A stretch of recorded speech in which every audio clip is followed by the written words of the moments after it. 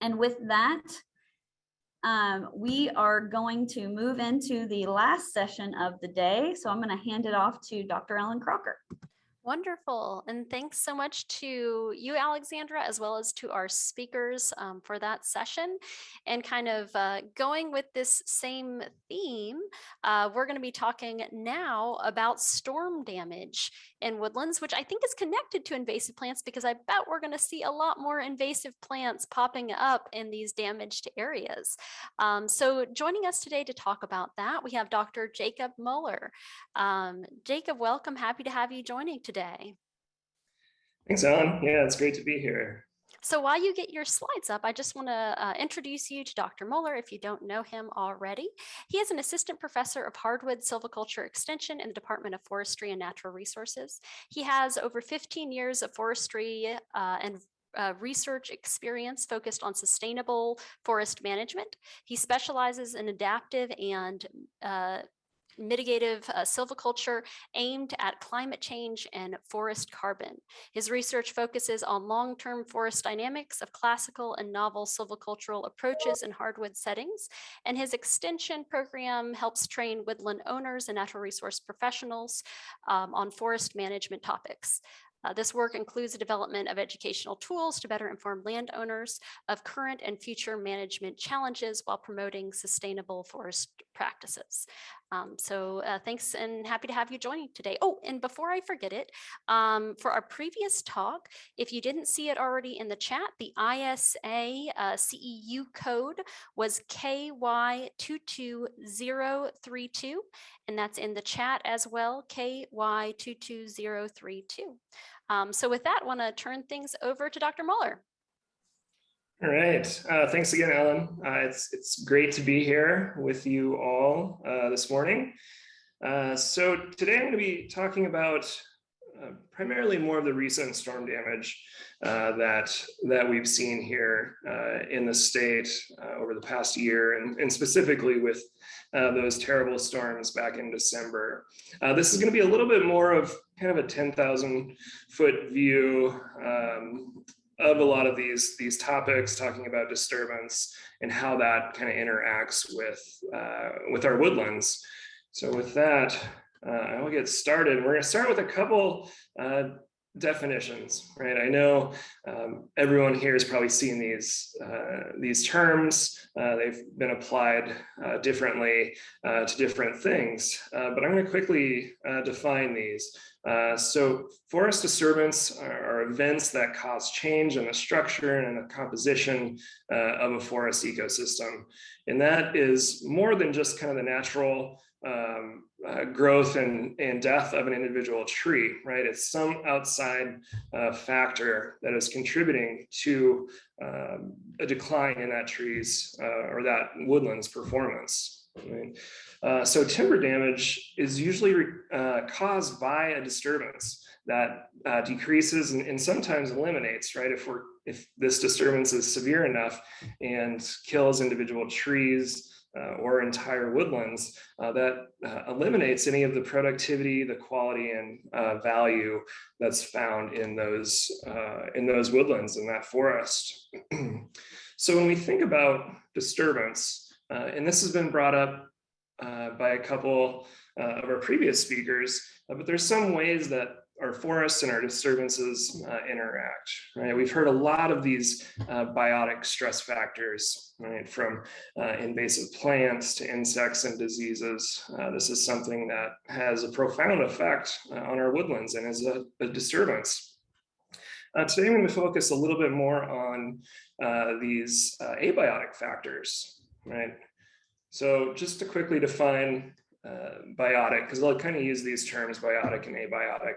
That's a disturbance, is a disturbance that damages a tree or a forest by another ecosystem, right? And there's some examples here in these photos.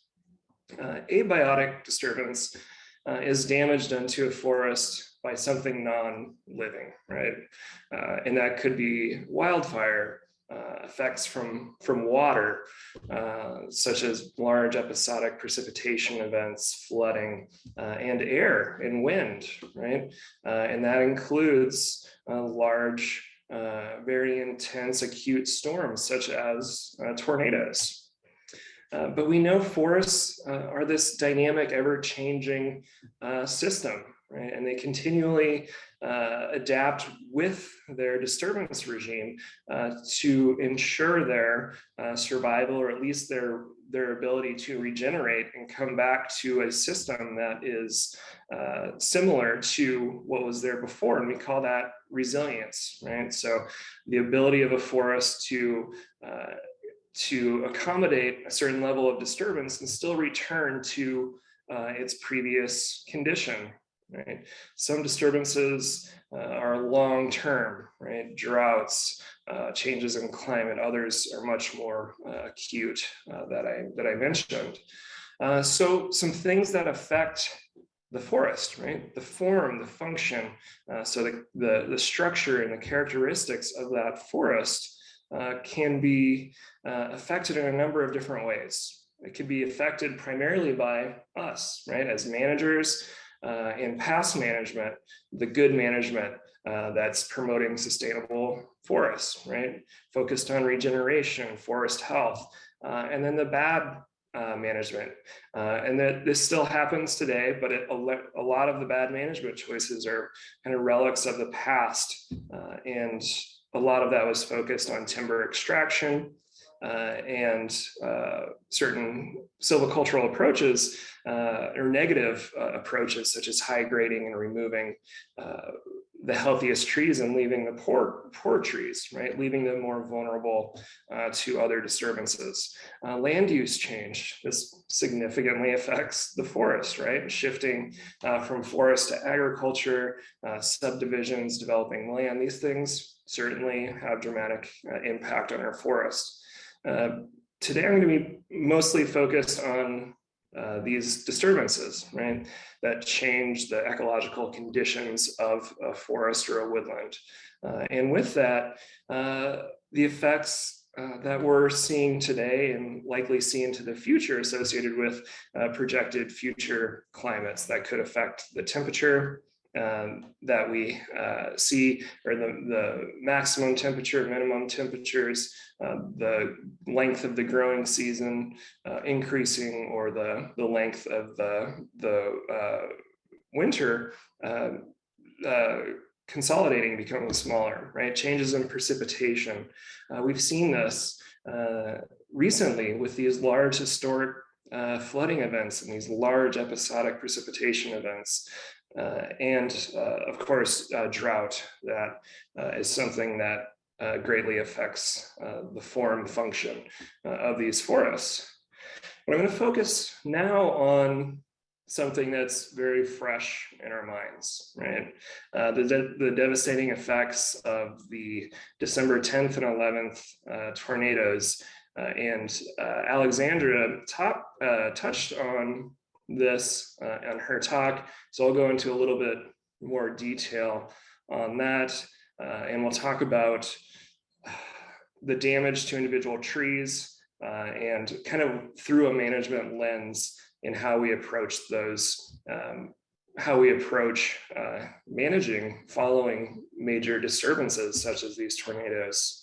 Right. When we look at these photos, and thanks to Abe for providing some of these photos that he took in the past couple of weeks, looking at flying the tornado path, but we can see some significant damage, right?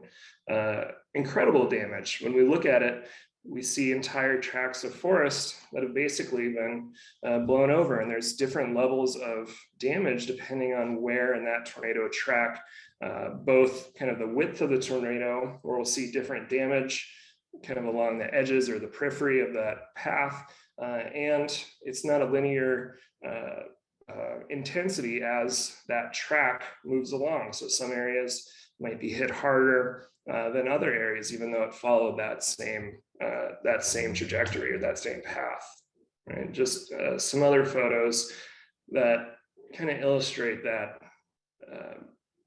the intensity, and some of these are pretty abrupt where that tornado was. You can see that road up on the upper hand part of this photo, the trees on the other side, there's some damage in there, but for the most part, they did pretty well. There's some houses up there that were incredibly fortunate. Other houses obviously less fortunate, and it's a really difficult thing and a difficult time for a lot of these folks that live out in Western Kentucky, and certainly all of our resources are going towards helping that, especially with KDF's response that Alexandra mentioned. Another photo just to highlight that kind of intensity. Yeah. In total, this is an estimate based on Abe's flight and their preliminary analyses, but around 7,400 acres of timber were damaged by these tornadoes. This timber damage was on the significant side, right? This was forests and woodlands that were significantly impacted. So about 7,400 acres, which is a substantial number. It's not the number that we've seen in the past with ice storms, but those had varying degrees of severity. This is a very hard punch, right? A very acute disturbance.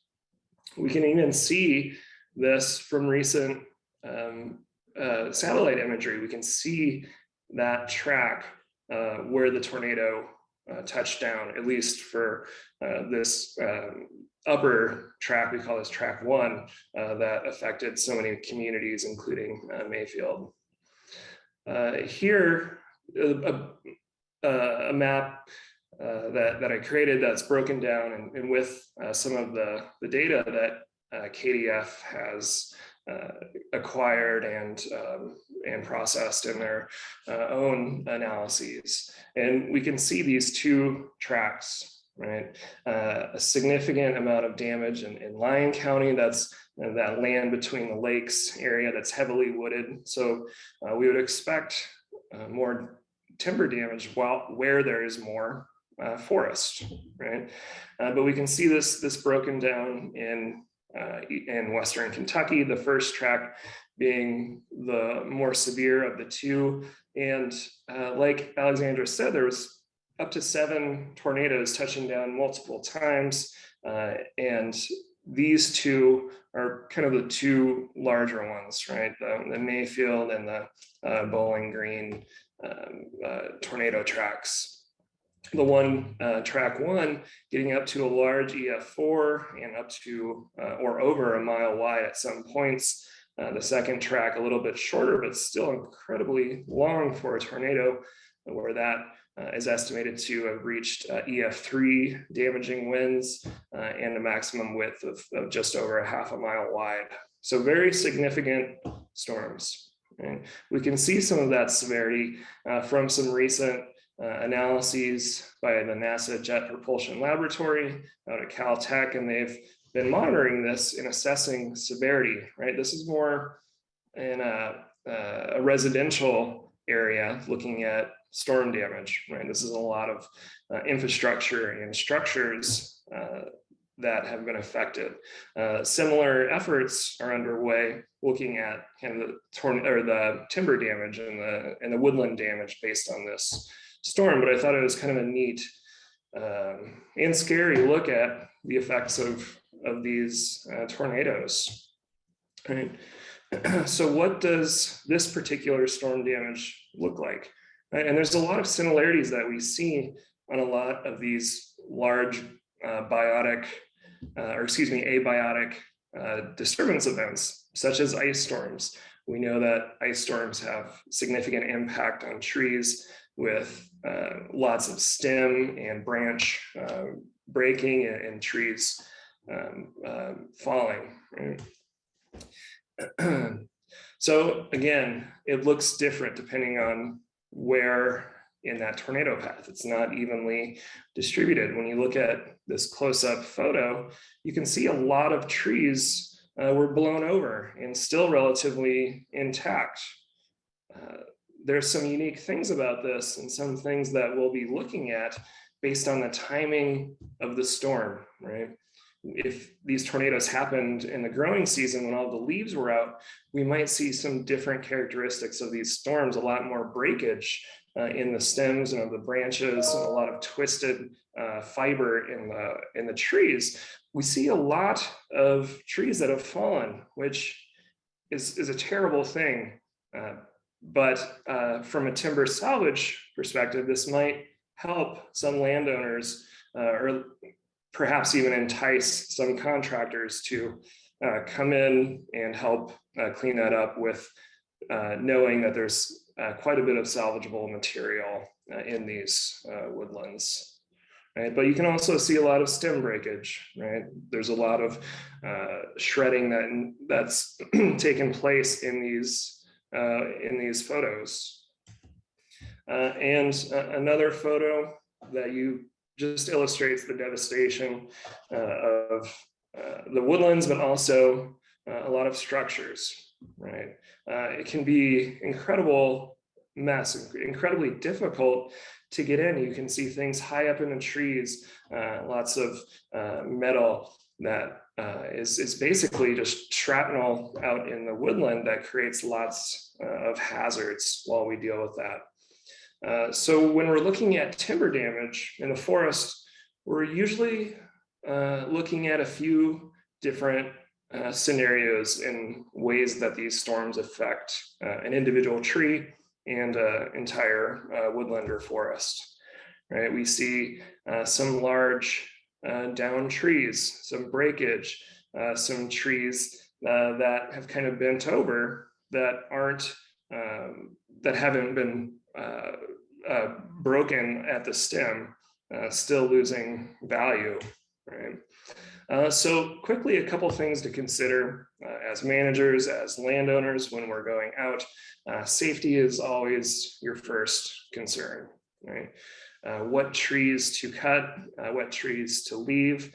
These are important topics for folks who have lost a substantial amount of their woodlands, their investments, their resources, and working with a natural resource professional to help determine the path forward with whether a salvage harvest is a viable option.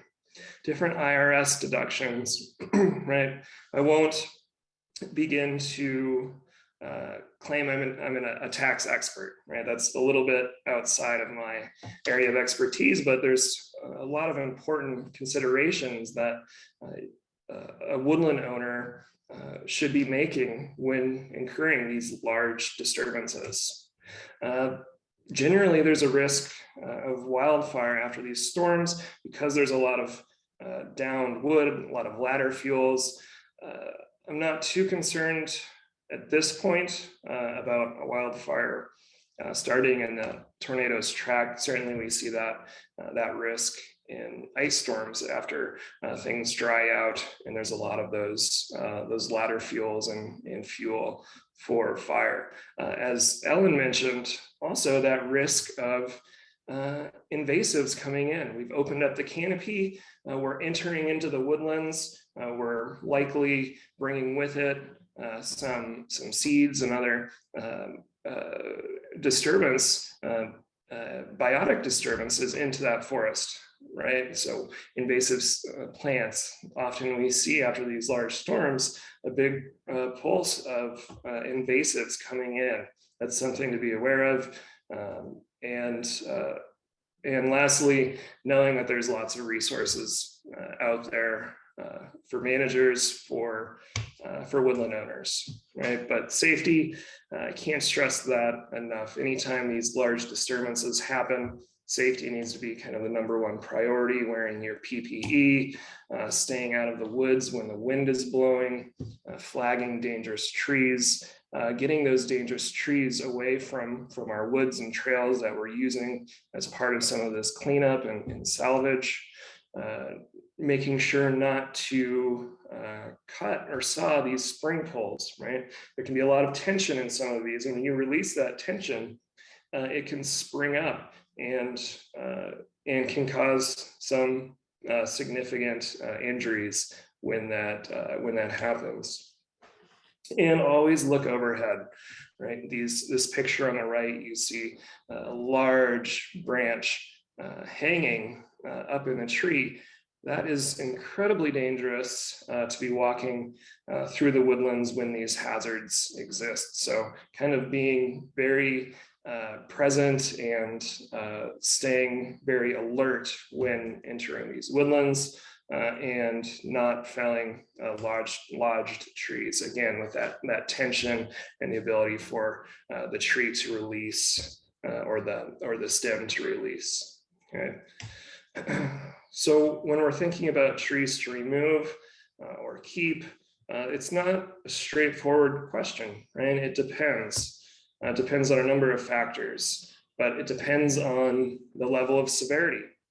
And we call this acceptable growing stock or unacceptable growing stock, right? The acceptable being trees that are going to be able to rebound and continue to grow and thrive. In other cases, it's obvious, right, that tree won't be able to recover. In other cases, it's less obvious. When you see some of these photos with moderate to low branch breakage, there are certainly, the trees certainly possess ability to recover and be maintained on the forest landscape, right? So we've got that main stem breakage, major branch breakage, bent trees, trees with greater than 50% crown loss, those with less than 50% crown loss, and then down trees, which we saw quite a bit of in those photos. Okay, so main stem branch or breakage. This happens when these storms, a significant force, wind snaps the tree, right? The roots have stayed intact. They maintain the tree, but the tree couldn't withstand the force of the wind, right? And we see some photos like this. Obviously, this depends if there's any opportunities for salvaging. It depends on the structure of the forest following this disturbance, right? A lot of times these stems can twist and really become nothing more than pulp, right? Other times it could be a clean break and there could still be a number of logs that are able to be salvaged. Major stem breakage, right? When we see these sorts of things, it can be a concern, right? As many of us know, when we have these large cuts or wounds in a tree, that can introduce a number of problems, including decay, that could ultimately end up killing the tree, or at least significantly affecting its productivity and growth. Bent trees, we see this a lot with ice storms. I'm sure there's a number of bent trees out there in Western Kentucky right now. This isn't a clear path forward either. Some species may be able to rebound more than others, but generally if that tree is perpendicular or rather parallel to the ground or more, it's going to be a tree that likely won't recover up to a straight perpendicular stem. Jacob, you have about 5 minutes. Okay, great. Severe crown loss. Again, this can affect the ability of the tree to recover. Low to moderate crown loss, right? And here we're thinking about trees maybe on the periphery of that tornado or other storms. And likely this tree can recover, right? It can generally grow and continue to be an important part of the forest. And it really depends, right? And working with a forester and other natural resource professional can help identify those trees that may be worth continuing to invest in the long term. Okay. And then down trees, we saw a lot of these in those photos. And this can actually be not a terrible thing because you don't see a lot of that breakage throughout the stem. And if the salvage happens soon enough, there's still a lot of value in those particular trees that may help you recover some of the loss, reinvest in that woodland, whether it's through planting or dealing with some of those invasive plants that may be coming in is a good option for this sort of damage. And I'll discuss real briefly some of those opportunities for some financial assistance, right? But this is that down tree. This is also a dangerous tree to go cut, right? So certainly a professional sawyer or a contractor will have the means to safely remove this and potentially still have some value in that.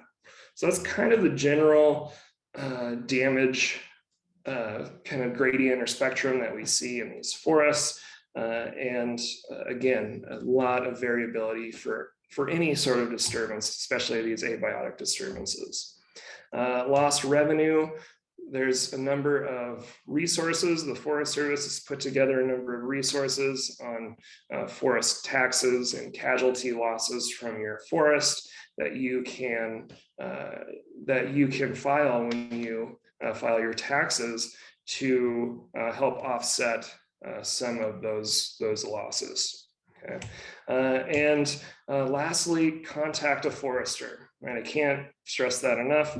Not that folks who aren't foresters aren't capable of helping to manage some of these things, but I would encourage you, especially if there's opportunities for salvage, they can connect you with some contractors and connect you with resources such as NRCS, EQIP funding that will go towards timber stand improvement, invasive plant removal, and those sorts of things.